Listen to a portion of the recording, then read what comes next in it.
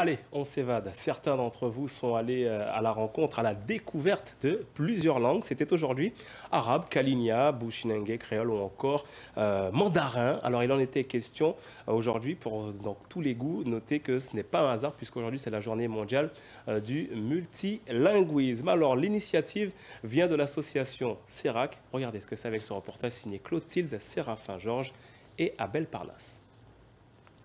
Faut-il apprendre une langue étrangère directement ou d'abord comprendre son histoire, l'histoire de ses locuteurs? C'est la nature de l'échange entre ces deux intervenants, Tomou Dengiou, professeur de bushinengue, et Jawad Ben Salah, intervenant en langue arabe.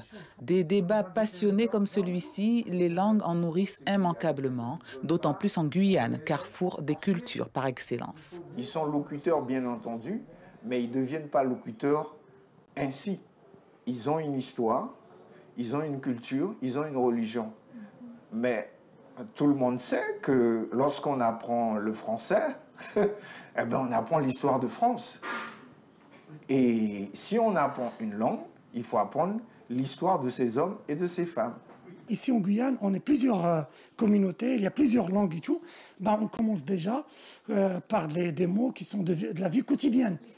Voilà les salutations, c'est-à-dire voilà les choses de se présenter, les choses qui sont quotidiennes et qui peuvent créer un petit peu un lien, un pont vers les autres cultures. Après, il y aura certains qui vont rester sur ce point-là, et c'est pas grave. Moi, je trouve mieux que rien. Tant mieux pour la richesse des débats. Dans ce concert d'approche, le public y trouve son compte. Il est prévu que cette journée se termine vers les 17h. Donc je pense que j'aurai largement le temps de passer dans chaque atelier.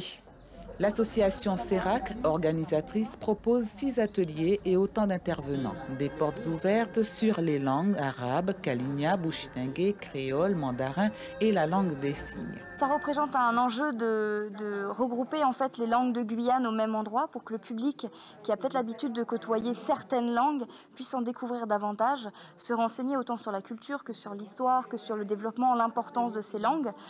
Aujourd'hui, les langues régionales, elles prennent une place très importante dans nos vies au quotidien sur le territoire guyanais.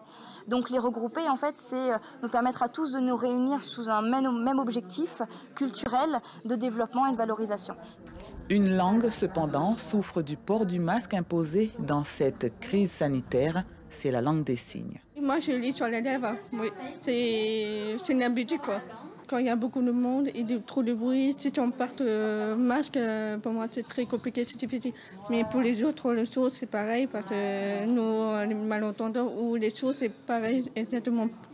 Depuis que j'ai entendu le Covid-coronavirus, moi je ne pensais pas que ce soit un problème porter le masque, c'est vraiment un problème pour moi.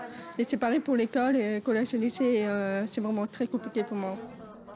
Pas de comptage précis et officiel des multiples langues parlées sur le territoire, mais une certitude, elles sont très nombreuses et la Guyane fait figure d'exemple en la matière.